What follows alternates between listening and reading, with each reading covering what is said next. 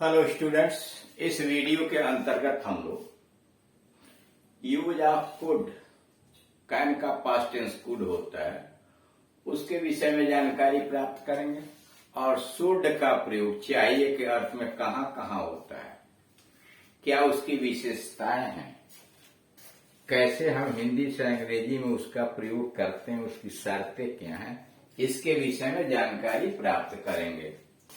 सबसे पहले आइए कुड। यह कैन का पास्ट टेंस है, यानी कैन के पास्ट टेंस के रूप में कुड का प्रयोग होता है। इसका अर्थ है सका, सका था, सकता था, सकते थे, सकती थी। यानी हिंदी अर्थ इसका आएगा सका था, सका, सकते थे, सकती थी, सकता था।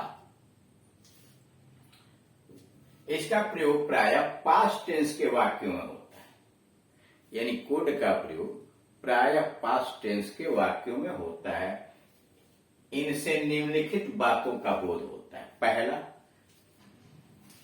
सामर्थ्य या क्षमता पास्ट टेंस में, यानी बीते हुए समय में किसी के सामर्थ्य, क्षमता, पावर या एबिलिटी को व्यक्त करना हो तो कुड लगाते हैं। जैसे मेरा भाई जब केवल 8 वर्ष का था तब अंग्रेजी बोल सकता था।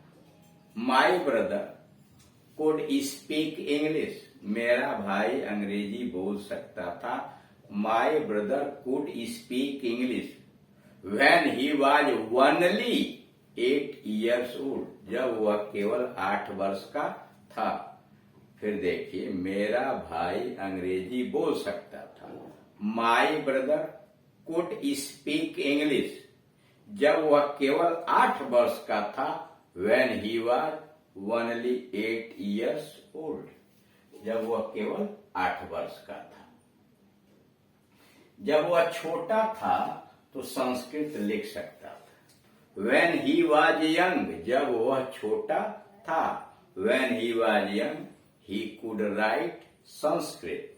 When he was young, जब वह छोटा था, he could write संस्कृत। तीसरा, मेरे पिता अपने अंतिम दिनों तक बिना चश्मा के पढ़ सकते थे। मेरे पिता अपने अंतिम दिनों तक बिना चश्मा के पढ़ सकते थे।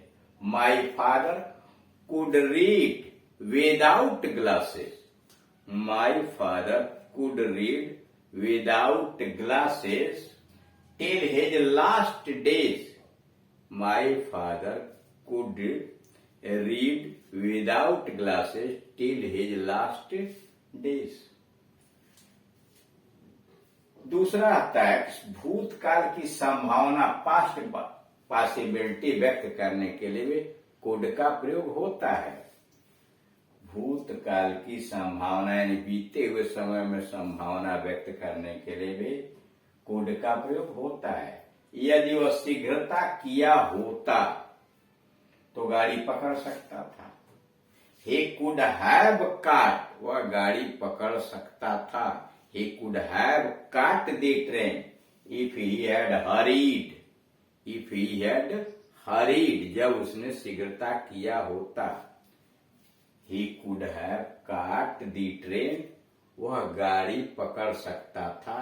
If he had hurried, अगर उसने जल्दी की होती। उलट के भी वाक्य को आप लिख सकते हैं, इफ ही हैड हरीड, अगर उसने जल्दबाजी किया होता, ही कुड हैव काट दी ट्रेन। दूसरा, यदि वो बाइक से गया होता तो समय बचा सकता था। He could have saved the time. He could have saved the time if he had gone on A bike, वह समय बचा सकता था। He could have saved the time, यदि वह बाइक से गया होता। If he had gone on a bike। तीसरा होता है प्रयोग वर्तमान काल में विनम्र निवेदन, यानी प्रेजेंट टेंस में विनम्र निवेदन व्यक्त करने के लिए कुड का प्रयोग होता है। Polite request in the present. Polite विनम्र, रिक्वेस्ट निवेदन इन द प्रेजेंट।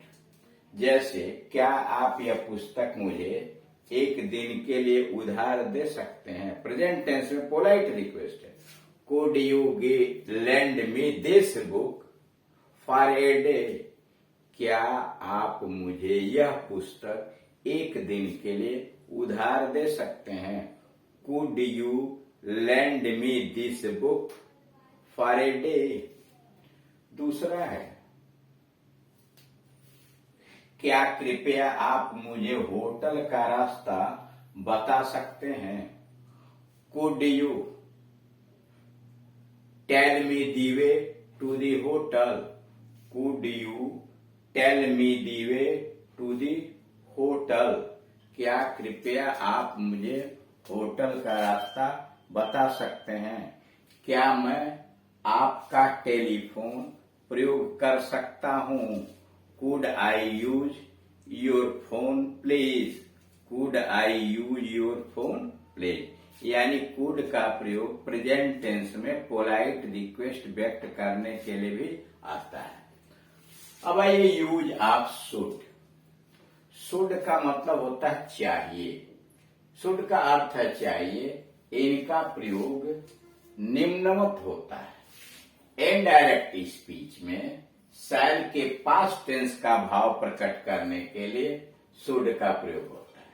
यानी डायरेक्ट से जब इनडायरेक्ट बनाते हैं तो जब क्रिया टेंस बदलनी होती है तो शैल का भाव शुड के द्वारा व्यक्त किया जाता है। जैसे मैंने कहा कि मैं कार्य को एक हफ्ते में समाप्त करूंगा।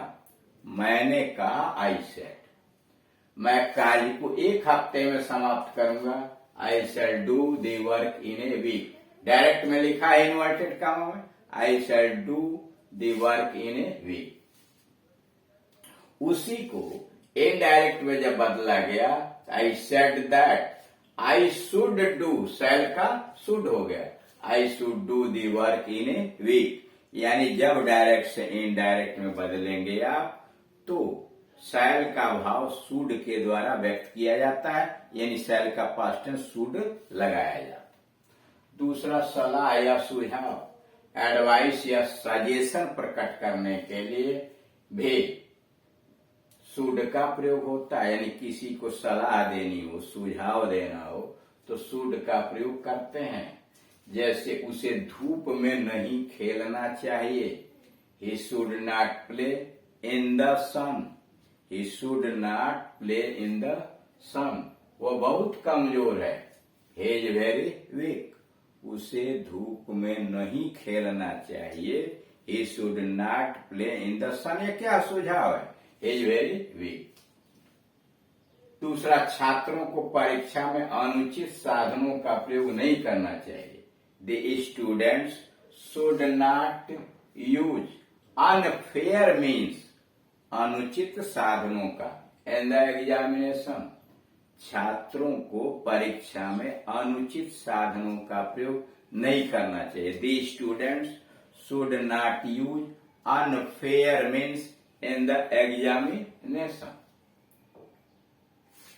कर्तव्य या कर्म का बोध कराने के लिए भी शुड का प्रयोग होता है। यानी किसी को कर्तव्य या कर्म का बोध कराना हो तो वहां भी शुड आता है। जैसे हमें अपने माता पिता के आज्ञा का पालन करना चाहिए।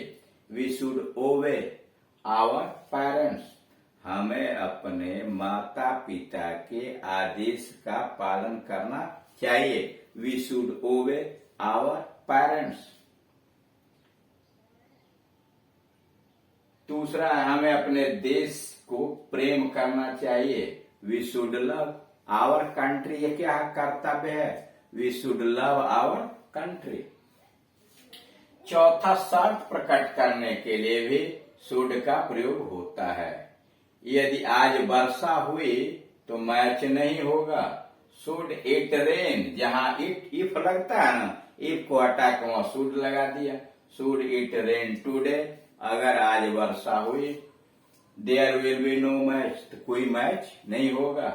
Should it rain today there will be no match. और लास्ट है पांचवा, उद्देश्य प्रकट करने के लिए संभल कर चलो। वॉक केयरफुली, संभल कर चलो, वॉक केयरफुली, कहीं ऐसा न हो गिर जाओ, लेस्ट यू शुड फॉल, लेस्ट लेस्ट का मतलब कहीं ऐसा न हो कि, walk carefully लेस्ट you should fall, थोड़ा खाओ, ईट लेस, थोड़ा खाओ, ईट लेस, लेस्ट कहीं ऐसा न हो, यू शुड फॉल इल, तुम बीमार पड़ जाओ। जब लेस्ट आएगा कंजंक्शन के रूप में तो उसके बाद निश्चित रूप से शुड आएगा। जब भी लेस्ट आएगा तो उसके आगे शुड का प्रयोग करेंगे। तो इस तरह से आपने देखा कि कुड का प्रयोग कैसे पास्ट टेंस में किया जाता है और शुड का प्रयोग चाहिए के अर्थ में किन किन भावों को व्यक्त करने के लिए किया जाता है।